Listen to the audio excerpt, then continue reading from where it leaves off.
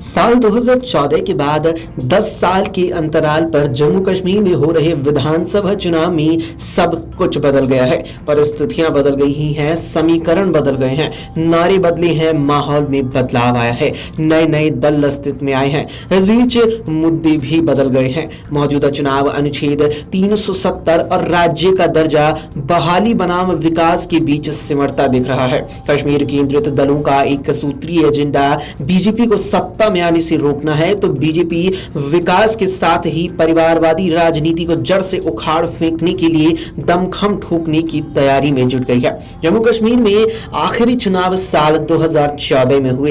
2015 में सरकार बनी जो जून 2018 तक चली। इसके बाद से चुनाव नहीं हुए।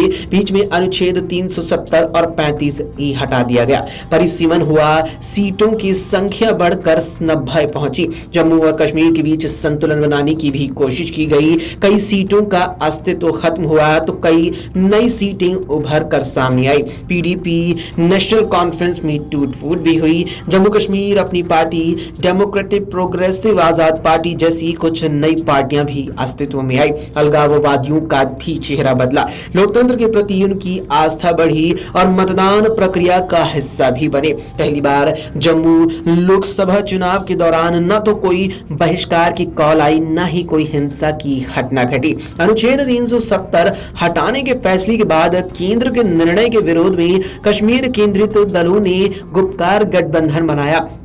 ये गठबंधन भी लोकसभा चुनाव के दौरान अलग थलग पड़ गया। पीपल्स कॉन्फ्रेंस और अपनी पार्टी बीजेपी के करीब आए, लेकिन अब इसमें भी यहां दरार दिख रही है। पिछले 10 सालों के अंतराल में आई इन सारे बदलावों का मौजूदा चुनाव पर भी असर देखने को मिल रहा है।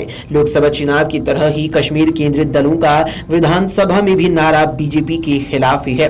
कश्मीर की आवाम का दिल जीतने के लिए नेशनल कॉन्फ्रेंस अपनी पार्टी ने घोषणा पत्र में 370 के लिए संघर्ष करने और राज्य का दर्जा बहाली को शामिल किया है। पीडीपी पहले से ही 370 के खिलाफ रही है। बीजेपी को रोकने के लिए नेशनल कॉन्फ्रेंस और कांग्रेस ने भी अब हाथ मिला लिया है। हालांकि कांग्रेस का भी घोषणा पत्र जारी नहीं हुआ, लेकिन वो अनुच्छेद 370 के सवाल पर खामोश नजर आ रही है। जानकारों का कहना है कि अगर इस बारे में वो कुछ भी कहेगी तो उसका देश भर में असर पड़ सकता है। इस वजह से उसने खामोशी की चादर ओढ़ रखी है। वहीं बीजेपी अनुच्छेद 370 हटने के बाद जम्मू कश्मीर के माहौल में आए बदलाव, विकास की गाथा और परिवारवादी राजनीति के खात्मे को आधार बना रही है।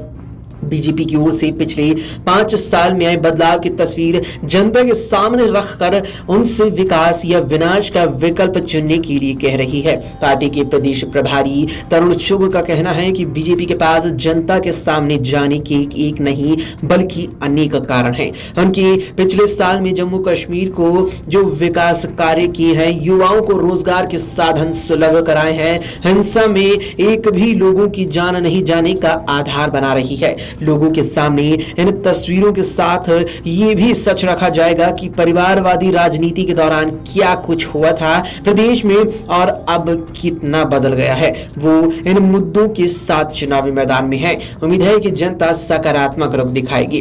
अपनी पार्टी के अध्यक्ष अल्ताफ बुखारी का कहना है कि अनुच्छेद 370 हटने और राज्य का दर्जा छिन जाने से जम्मू कश्मीर की आवाम खुश नहीं है। चुनाव घोषणा पत्र आवाम की आवाज के अनुरूप है। पार्टी इसके लिए संघर्ष करेगी और जम्मू कश्मीर के लोगों को उनके जमीन और रोजगार का हक दिलाएगी। अगर आप ये वीडियो YouTube पर देख रहे हैं तो हमारे चैनल को सब्सक्राइब करें और बेल आइकन को दबाना ना भूलें। अगर आप Facebook पर ये वीडियो देख रहे हैं तो हमारे पेज को लाइक करें।